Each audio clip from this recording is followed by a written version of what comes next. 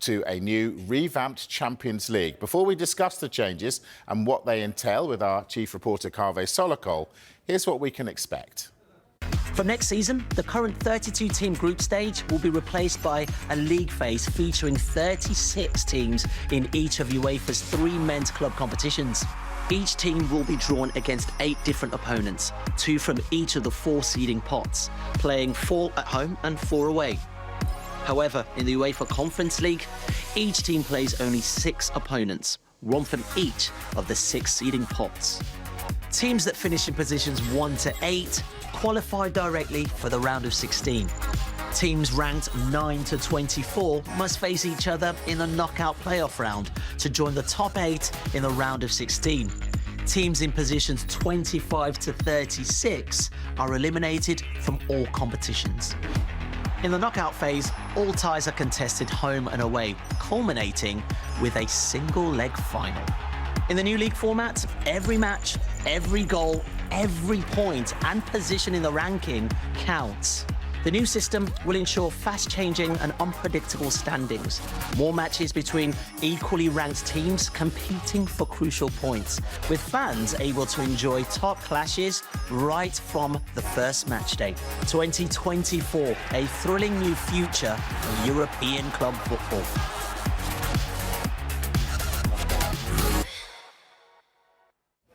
So, as I say, our chief reporter Kaveh is here. Kaveh, big changes.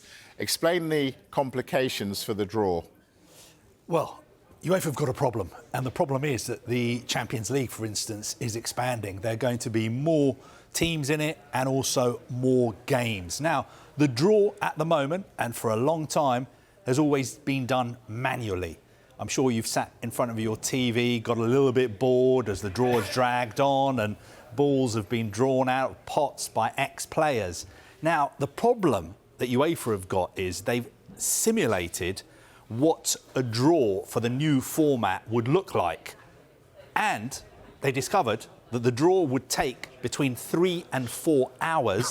Wow. And it would require 900 balls.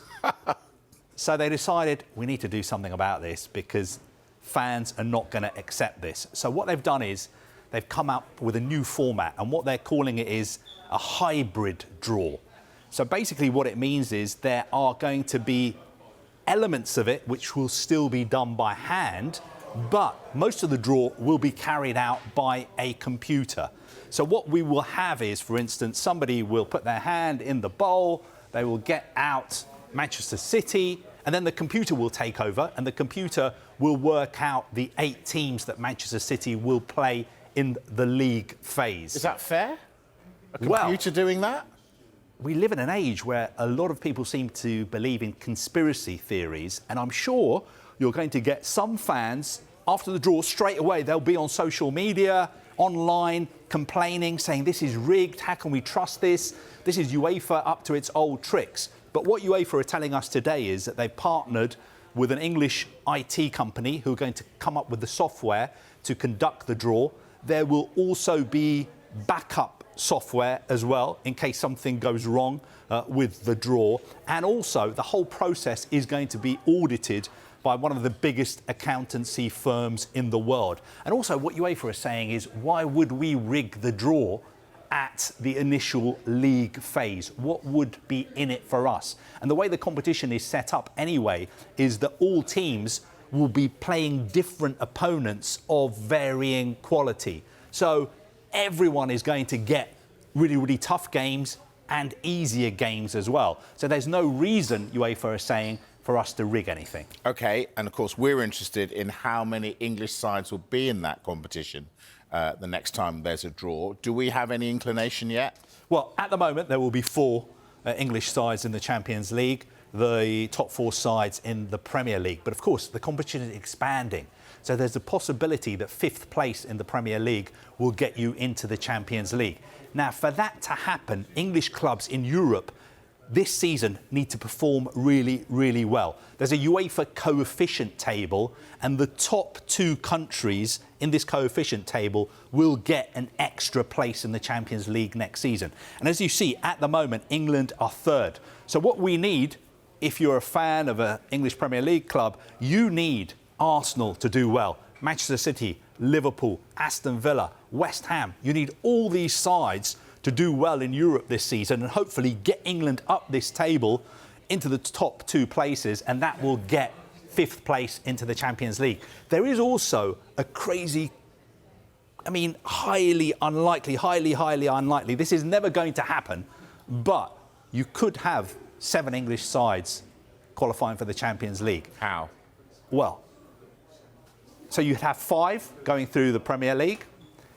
If West Ham win the Europa League and finish outside the top 5, they would get into the Champions League. And if Manchester City or Arsenal win the Champions League this season and finish outside the top 5, they would also get a place in the Champions League as well. Never going to happen, Tom. Exactly. It's never going to happen. Never going to happen. Because we know that City and Arsenal are going to finish in the top 5, but potentially, theoretically, you could have a situation where up to 7 English sides could get into the Champions League. Why all these changes? Doesn't it work well enough as it is? OK, well, cynics would say this is all being done because of the threat of the European Super League. Super League guys came along, they shook everything up, they frightened everybody, and UEFA feels now that we have to retaliate and we have to give the clubs who were thinking of joining the Super League something to improve our product and make them more happy that they've stayed within the UEFA family, although they didn't really have a choice. But on the other hand, what UEFA is saying is, look, we always review our competitions, we look at ways of improving them, and it's generally accepted in football that the group stages of the Champions League are not as exciting as they should be. For instance, I know you're a Manchester City supporter. The group stages of the Champions League this season, were you that excited? Always. What? No, I know what you mean. There wasn't really much at stake. It was obvious that Manchester City were going to qualify. And Manchester City only got 3 opponents in the group stages. Under this new format, Manchester City, like all other clubs, would get 8 opponents. And those opponents will be some of the best sides in Europe. So, for instance, you could see next season Manchester City, Real Madrid, Manchester City, Barcelona, Manchester City, PSG, straight from the get-go in the league phase of the competition. So UEFA say this is going to be much more exciting, better quality games, more equally matched games as well. That is what UEFA is saying, but of course other people will be saying this is far too complicated. How are you going to have a league with 36 teams? Why are they keep tinkering with the format? There's already too many things changing in football. But UEFA assure us this is going to improve the Champions League and fans will love the new format. But we'll never get 36 names on our big screen, That is the problem we've got. I know. How are we going to get the league table on this screen? Ridiculous, UEFA. I think we're going to need a new screen. or maybe flip it the other way.